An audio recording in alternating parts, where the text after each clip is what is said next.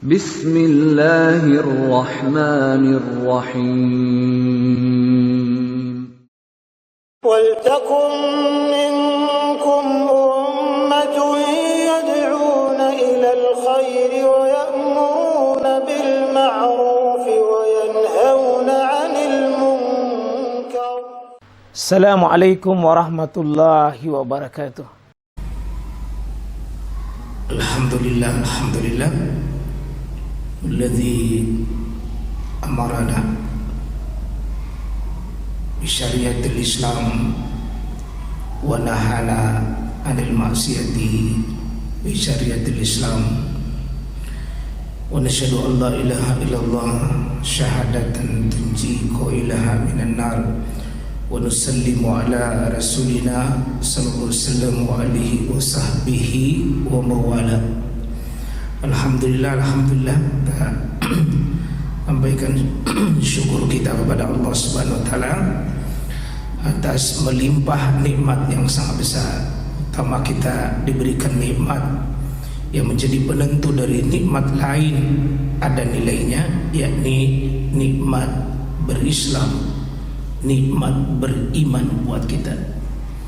Itu nikmat besar ya ikhwah, karena apalah artinya kita sehat, panjang umur kalau kehilangan iman dan Islam kita? Apa artinya kita punya harta, jabatan dan seluruh aksesoris duniawi, tapi kalau kita kehilangan iman, kehilangan Islam, maka hakikatnya kita kehilangan yang sangat besar. Dengan iman Islam ini memberikan panduan hidup buat kita, menuntun hidup kita benar, terutama di dalam mengamalkan agama kita, melakukan yang diperintah, menjauhi yang dilarang di sisi Allah Subhanahu wa taala. Jamaah sekalian, alhamdulillah diberikan kita kemudahan hadir kembali bermajelis ilmu. Insyaallah di tempat ini kita akan lanjutkan kembali yang terpotong beberapa bulan, yakni bab kitab nikah ya, dengan kitab Subulus Salam, dengan mengambil pembahasan kitab An-Nikah. Ini sebenarnya kitab yang sangat bagus. Pembahasan tentang nikah, jamaah sekalian, tidak pernah kehilangan aktualnya, karena tiap hari orang menikah. Permasalahan pernikahan itu sepanjang kehidupan kita tidak pernah habis. Maka belajar Islam wajib belajar tentang masalah pernikahan. Insyaallah di kitab Subulus Salam kurang lebih 96 sampai 100 hadis ya, hampir 100 hadis di kitab itu. Jadi termasuk kitab yang paling tebal dalam pembahasan masalah keluarga. Hampir 100 hadis dengan 16 subbab. Kemarin itu panjang Pak babnya ya, bab pernikahan ini cukup panjang, yang intinya nanti dibagi 3, yakni bagaimana Islam menuntun kita sebelum menikah, dan bagaimana Islam menuntun kita pada saat menikah, dan yang ketiga, bagaimana Islam menuntun kita sesudah pernikahan. 3 bagian pokok besar: sebelum menikah, saat menikah, dan sesudah pernikahan. Itu dibagi nanti dalam 16 poin besar. Tentu di bab-bab pendahuluan kita sudah bahas bab at-targhib an-nikah, bab motivasi untuk menikah. Kemudian yang kedua bab al-kafa', bagaimana kita memelihara yang sekufu. dalam memelihara calon pasangan itu, jangan bapak kita terlalu ideal sementara kita tidak ideal. Kita selalu mau memilih yang soleh, tapi kita tidak soleh. Memilih yang tinggi besar, nah kita tidak besar. Memilih yang putih, nah kita tidak putih. Memilih yang S2, S3, S1 pun kita tidak miliki. Itu ada namanya pertimbangan. Karena ada orang itu hanya melihat orang lain yang dicari ideal, tapi dia tidak sedar dari dirinya bahwa dirinya tidak ideal. Ada orang tuh lama tidak mau menikah, bilang kenapa? Belum ada saya suka. Kenapa?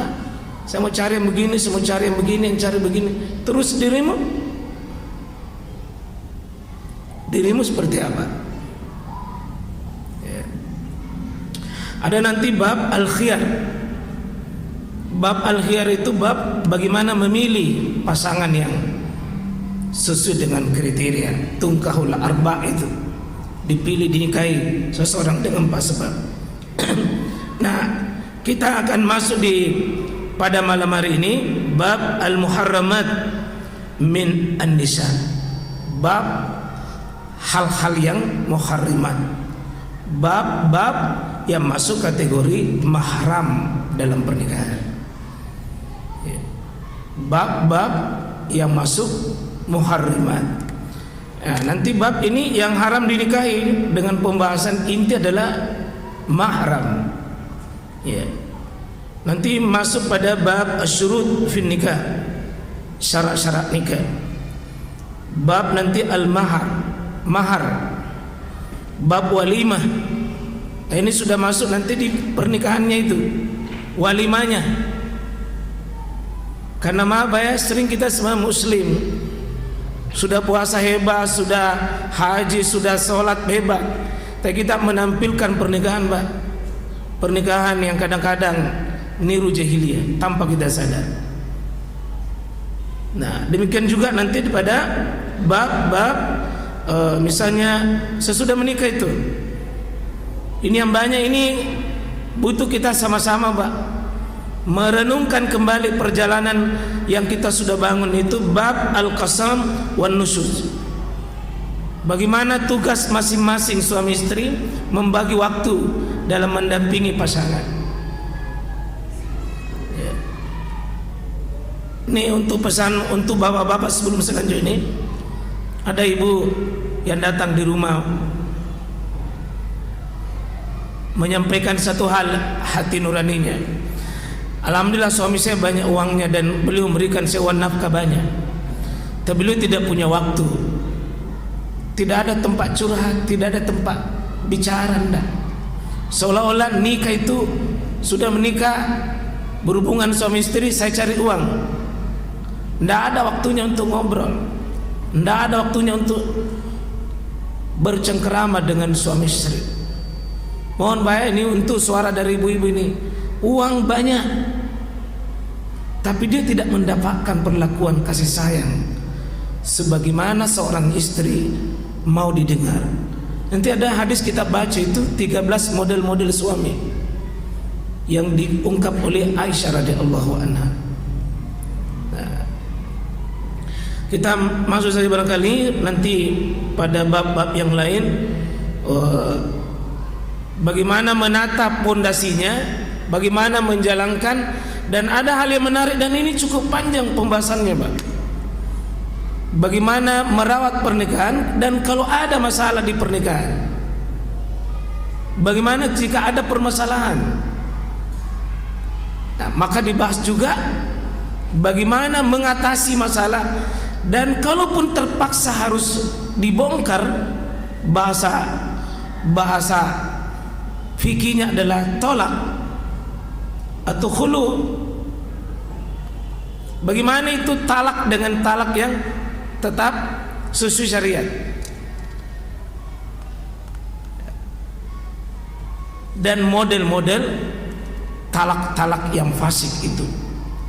Dan ini nanti bagaimana nanti peradilan, bagaimana pengasuhan anak. Sesudahnya siapa yang akan membiayai kalau terjadi perceraian, dan itu dibahas rinci sekali dalam kitab-kitab para ulama, termasuk di kitab Subulus Salam ini. Insyaallah mohon izin ya sekalian untuk masuk di pembahasan mahram. Mohon banyak karena di masyarakat kita ini kadang-kadang tidak mampu membedakan istilah mahram dengan muhrim. Mahram itu adalah orang yang haram dinikahi. Muhrim orang yang memakai pakaian ihram. Jadi jamaah haji, jamaah umroh yang sedang dalam posisi ihram itu namanya muhrim. Kalau mahram adalah nanti daftar golongan orang-orang yang dihormati, diagungkan, dimuliakan. Saking dihormatinya, dimuliakannya, dia diberi kehormatan, namanya bahasanya bahasa haram. Tapi mohon Pak, jangan di otak kita itu mengatakan hanya bersifat haram dan larangan saja. Sebagaimana kita sering mendengar Al-Masjidul Haram, Al-Baitul Haram, atau Asy-Syahrul Haram. Tiga-tiga kata haram ini jangan dipersepsikan sesuatu larangan, tapi sesuatu yang diagungkan, sesuatu yang dihormati. Karena dihormatinya, maka dia terjadi interaksi kita, terjadi hubungan, bahkan dia paling dekat dengan kita. Hubungannya bukan hubungan syahwat, tapi hubungannya adalah hubungan kehormatan dan kemuliaan. Seperti ibu. Nah, seperti ini ayat Al-Quran. Golongan-golongan disebutkan sebagai dalil. Ada orang yang boleh dinikahi, tapi ada golongan tidak boleh nikahi. Bukan membatasi cinta, tetapi untuk menjaga kehormatan cinta itu, untuk menjaga kemuliaan. Di rumah tangga itu dibangun bukan hanya hubungan nafsu syahwat saja, bukan, tapi bagaimana terjadi hubungan dengan hubungan yang sangat dihormati, bukan timbangan syahwat dan nafsu. Sehingga disitulah dibatasi mana yang boleh kita nikahi, mana yang tidak boleh. Sebagaimana ya 5 dari fungsi semua syariat. Kalau Bapak baca semua ayat Quran, semua hadis, dan semua hukum dalam agama kita, ada namanya ahkamul hams. 5 hukum pokok itu, dan ada namanya maqasidus syariah, maksud syariat itu. Seperti ini ada hukum haram, ada maksud syariat. Apa itu? Hibzun nasl, hibzun nasl. Ada hibzuddin, ada menjaga agama. Hibzul mal, hibzun nas, menjaga keturunan. Dan ini fungsi dari menjaga keturunan, Pak, pernikahan. Dan pernikahan itu dibuat aturan sedemikian rupa untuk menjaga, terjaga keturunan itu ke bawah. Kita mulai ya, kita bahas ini. Auzubillahi minasyaitonirrajim. Hurrimat, nah, itu diharamkan bagi kalian. Alaikum, kepada kalian muslimin. Nah, itu muqaddimah kita tadi. Kalau Allah mengharamkan sesuatu, Pak, ada manafi, ada sesuatu di balik itu kalau dilarang. Begitu juga kalau ada sesuatu awamir, perintah dan larangan, itu ada namanya lisalah, kebaikan untuk hamba itu. Setiap ada larangan, apalagi langsung Allah katakan hurrimat alaikum, diharamkan bagi kalian. Tidak main-main ini Pak. Kalau Allah dan Rasulnya itu sedikit sekali kata haram dipakai dalam Al-Quran, sedikit Pak, sedikit sekali, tidak sampai 10 kali Allah haramkan, Allah haramkan. Salah satu yang tegas ini, diharamkan kalian ya untuk menikahi. Siapa ini? Satu, ummahatukum, ibu kalian. Ini manusia yang paling dihormati Pak. Ummahatukum ini ibu kalian, sangat dihormati, sangat diagungkan. Itu jalur atas, yang di atas dihormati, sehingga ibu, tentu ibunya ibu, tidak boleh. Yang kedua, wabanatukum, jalur bawah, anak-anak kalian. Karena hubungan anak nanti dengan orang tua itu bukan hubungan syahwat dan nafsu, tapi hubungannya adalah hubungan mendidik, penghormatan dengan nilai asuhan dan nilai pendidikan. Maka bisa dibayangkan Pak, kalau orang tua mencintai anaknya dengan mencintai syahwat, sampai terjadi hubungan, ada seorang bapak yang berzina dengan anaknya sendiri Pak, betapa berantakannya itu. Mau dia apa itu kalau bapak hamili anaknya sendiri? Mau dia apa? Yang begitu tidak ada jalan lain, harus tidak mungkin dinikahkan. Tidak mungkin dinikahkan. Yang dinikah nanti kalau ada lahir bayi dari pernikahan itu, apa kira-kira statusnya Pak? Kalau menikahi anak sendiri, ya lahir apanya? Kalau ada bayi nanti lahir dari hubungan itu, kira-kira apa namanya? Anak atau cucu? Itu bingung memang ya.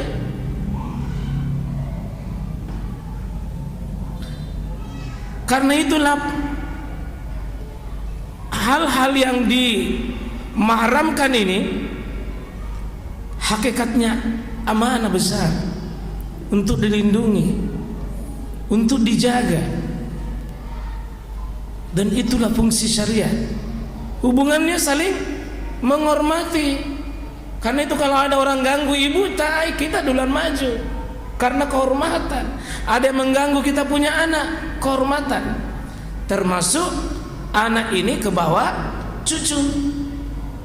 Dia satu lapis Pak, ke atas ke bawah. Coba lihat ke samping, wahawatukum, saudara. Jadi lapis atas, bawah, dan samping. Ini mahram, ini intinya dalam sisi nasab. Sisi nasab, sisi darah kita, atas dihormati, di bawah disayangi. Ini seperjuangan saudara, masa-masa tumbuh sama-sama, ya, orang yang lahir dari rahim yang sama. Kan itu ya, Allah kasih itu. Kalau ada yang ganggu kita punya saudara, rela juga mati demi saudara. Kenapa? Mahram. Dan betapa rusaknya kalau ada orang yang tidur sama-sama lalu nahamili saudaranya, tidak boleh nikahkan. Jawabannya dibunuh saja begitu. Itu dibunuh, tidak boleh dibiarkan. Bukan cuma haram menikahkannya, tidak boleh dibiarkan hidup yang begitu. Karena sesuatu yang dihormati, kenapa pergi rusak? Nah, 3 ini atas, bawah, ya, samping. Nah, kemudian wa ammatukum, ini kategori ammah. Ini bibi dari garis bapak kita, tante,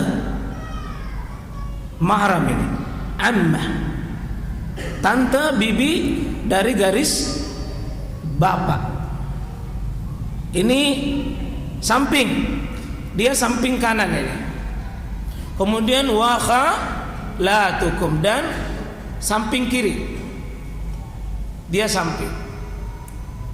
Ini mahram dalam sisi tante kita dari garis ibu. Jadi kalau Quran itu merinci Pak, tante bapak, tante ibu itu beda, karena hukum nanti beda.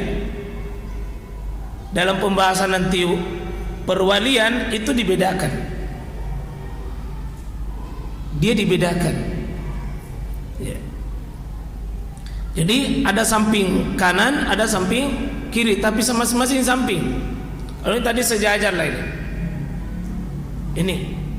Sekarang wa banatul akhi, ini masih samping juga ini, tapi ke bawah. Kalau ini tadi jalur atas, kalau ini ke bawah. Wa banatul akhi, samping bawah, yaitu saudara, anak saudara laki-laki. Berarti kemanakan dari saudara laki-laki kita. Kemudian wa banatul ukhti, anak saudara perempuan. Tidak boleh dinikahi ini, tidak boleh nikahi, ya. Ini mahram dalam posisi masih nasab samping bawah. Ada samping atas, ada bawah, ada sejajar dengan kita. Itu kalau nanti mau mencari posisi mahram. Kemudian berikutnya adalah allati arda'nakum, ini wa ummahatukum allati arda'nakum, yakni ibu yang menyusui kalian. Jadi bukan dia melahirkan, tapi yang menyusui. Berarti ada ibu susuan. Ini tidak boleh dinikahi ibu susuan. Tidak boleh nikahi ibu yang menyusui, ibu yang menyusui. Jadi kemudian wa akhawatukum minar rada'ah, dan saudara dari sepersusuan. Jadi yang saudara yang ditemani juga menyusu. Kan ini air susu di dalam Islam itu bukan cuma sekedar makanan dan bukan cuma sekedar minuman, Pak. Tapi itu kasih sayang dan itu kehormatan. Ya, itu air susu di dalam Islam bukan cuma sekedar makanan dan minuman, Pak. Tapi dia adalah kemuliaan dan kehormatan. Karena itu yang ada hubungan sepersusuan dengan kita. Nanti ulama rinci nih di kitab Subulus Salam. Jadi tadi karena hubungan apa? Hubungan nasab. Itu yang pertama. Hubungan darah. Darahnya tadi yang di atas, yang di bawah, yang sini. Kemudian begini, kemudian yang begini. Itu sebab disebut dengan sebab nasab darah itu. Itu mahram itu. Kalau ini mahramnya, mahram karena sesusuan. Yang menyusuinya termasuk ibunya, anak yang menyusuinya saudaranya, saudara yang menyusuinya ya ibu bibinya, ibu ya, suami yang menyusui neneknya, dan seterusnya. Berlaku sebagaimana hukum nasab tadi. Ya, kan sering orang itu mengatakan saudara sesusuannya saja. Ada ibu sesusuan, ada tante sesusuan, ada kemanakan sesusuan. bukan cuma sesusuannya saja, tapi berlaku seperti hukum nasal tadi yang aslinya seperti hubungan darah.